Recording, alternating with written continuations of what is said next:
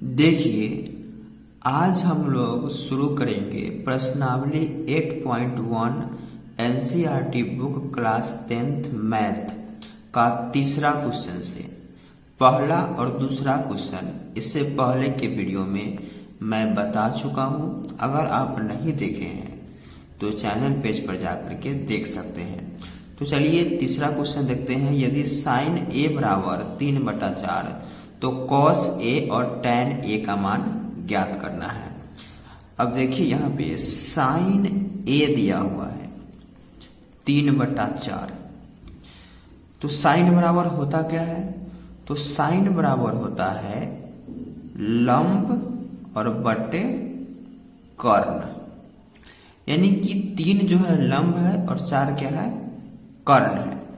तो इस 3 और 4 से पाइथागोरस प्रमेय का प्रयोग करके सबसे पहले हम आधार ज्ञात करेंगे। तो पाइथागोरस प्रमेय क्या कहता है? कर्ण का स्क्वायर बराबर लंब का स्क्वायर प्लस आधार का स्क्वायर। अब देखिए यहाँ पे कर्ण 4 दिया है तो 4 का स्क्वायर और लिख देंगे बराबर लंब है 3 तो 3 का स्क्वायर। आधार नहीं पता है तो आधार को आधार ही रहने देंगे, आधार का स्क्वायर। अब देखिए 4 का स्क्वायर 16 हो जाएगा, 3 का स्क्वायर 9 हो जाएगा और आधार का स्क्वायर 9 इधर प्लस कर रहा है इधर माइनस करेगा तो 16 माइनस 9 बराबर आधार का स्क्वायर। अब 16 में से 9 घटाएंगे तो आ जाएगा 7 और इस स्क्वायर को इस साइड में भेजेंगे तो ये हो जाएगा √7 बराबर आधार, यानी कि आधार बराबर आ गया √7। अब ज्ञात करना है कॉस ए और टैन ए ज्ञात करना है हम सभी को। यहाँ पे देख सकते हैं कॉस ए और टैन ए। तो कॉस ए सबसे पहले ज्ञात कर लेते हैं। कॉस ए, कॉस बराबर क्या होता है? आधार बटे कर्ण होता है। आधार हम लोगों ने अभी भी ज्ञात किया √7, तो √7 अब बटे कर्ण ऑलरेडी दिया हुआ है 4, तो कॉस ए बराबर हो जाएगा √7 बटे 4। अब ज्ञात करना है टैन ए। तो टैन ए, तो टैन बराबर क्या होता है? लंब बटे आधार। अब देखिए लंब जो है वो कितना दिया हुआ है, यहाँ पे देख सकते हैं आप लंब जो है 3 दिया हुआ है, तो लंब 3 हो गया और आधार अभी भी लिखा है √7, तो ये हो गया √7। तो निकल गया टैन ए बराबर 3/√7। यही हो जाएगा दोनों इसका आंसर। चलिए चलते हैं अगले क्वेश्चन की ओर। चौथा क्वेश्चन देखते हैं। देखिए चौथा क्वेश्चन है, यदि 15 cot ए बराबर 8 हो तो साइन ए और सेक ए का मान ज्ञात करें। अब देखिए इसमें दिया हुआ है 15 cot ए बराबर 8। ये 15 जो है cot ए में गुना कर रहा है, तो इसको बराबर के इस साइड अगर हम भेजेंगे तो cot ए बराबर हो जाएगा 8 बटे 15। अब देखिए कॉट बराबर क्या होता है? आधार बटे लंब, यानी कि 8 क्या हो गया? आधार हो गया और 15 क्या हो गया? लंब हो गया। अब पाइथागोरस प्रमेय की सहायता से हम कर्ण ज्ञात कर लेंगे। पाइथागोरस प्रमेय क्या है? कर्ण का स्क्वायर बराबर लंब का स्क्वायर प्लस आधार का स्क्वायर। कर्ण हम सभी को पता नहीं है तो इसको ऐसे ही रहने देंगे। लंब पता है 15 है तो 15 का स्क्वायर, आधार 8 है तो 8 का स्क्वायर। कर्ण का स्क्वायर बराबर 15 का स्क्वायर 225 और 8 का स्क्वायर 64 होगा। और कर्ण का स्क्वायर बराबर इस दोनों को जोड़ेंगे तो जाएगा 289। तो कर्ण बराबर क्या हो जाएगा? √289। स्क्वायर को बराबर की साइड भेजेंगे तो अंडर रूट में ले लेगा 289 को। अब 289 को हम लिख सकते हैं 17 इंटू 17। रूट का मतलब होता है 2 में से 1, तो 1 17 जो है बाहर आ जाएगा, तो ये निकल गया कर्ण का मान।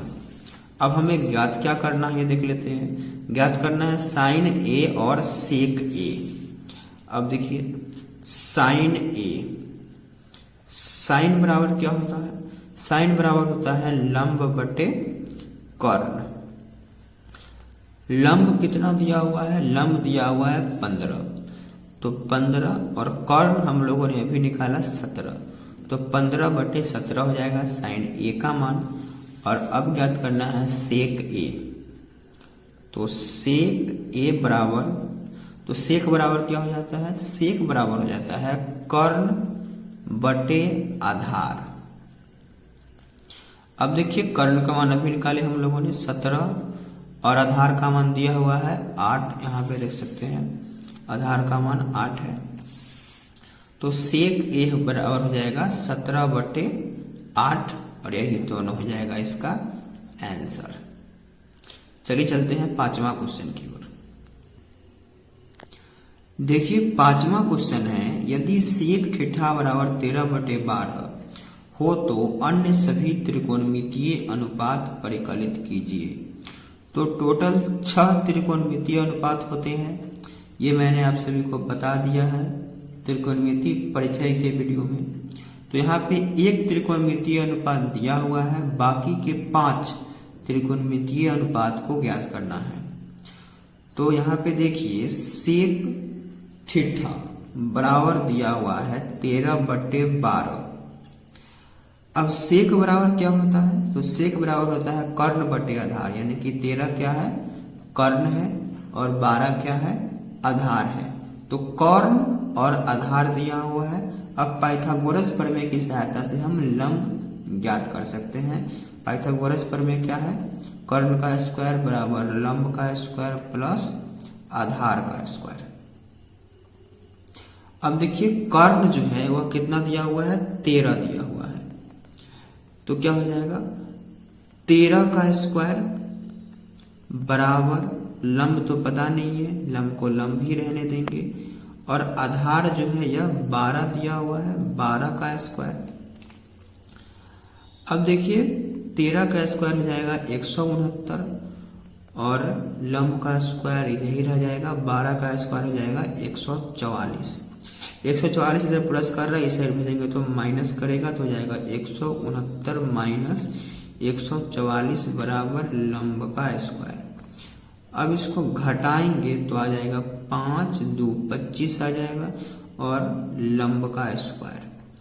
अब देखिए इधर स्क्वायर है, इसको इस साइड भेजेंगे तो रूट अंडर में ले लेगा, तो रूट अंडर 25 बराबर लंब। तो यहां से लंब का मान निकल के कितना आ गया 5 आ जाएगा लंब बराबर। कैसे आएगा, चूंकि रूट 25 को लिख सकते हैं 5 इंटू 5 और रूट का मतलब होता है 2 में से 1, तो 1 5 बाहर आ जाएगा, तो लंब हो गया 5। अब अन्य सभी त्रिकोणमितीय अनुपात ज्ञात करना है। तो यहाँ पे सेक दे दिया हुआ है, सेक थीटा का मान दे दिया हुआ है, तो सबसे पहले हम ज्ञात कर लेते हैं कॉस थीटा। कॉस थीटा क्या होता है, कॉस थीटा होता है आधार बटे कर्ण, यानी सेक थीटा का ठीक उल्टा हो जाता है। तो यहाँ पे आधार 12 है और कर्ण 13 है, तो हो जाएगा 12 बटे 13 कॉस थीटा का मान। अब ज्ञात कर लेते हैं साइन थीटा का मान। तो साइन क्या हो जाता है, साइन थीटा लंब बटे कर्ण। लंब का मान हम लोगों ने अभी निकाला 5 है और कर्ण का मान दिया हुआ है 13, तो 5 बटे 13 हो जाएगा साइन थीटा का मान। और साइन थीटा का ठीक उल्टा होता है कॉसेक थीटा। तो कॉसेक थीटा बराबर क्या हो जाता है, साइन थीटा का ठीक उल्टा, यानी कि कर्ण बटे लंब। तो कर्ण का मान दिया हुआ है 13 और लंब का मान 5, तो 13 बटे 5 हो जाएगा कॉसेक थीटा।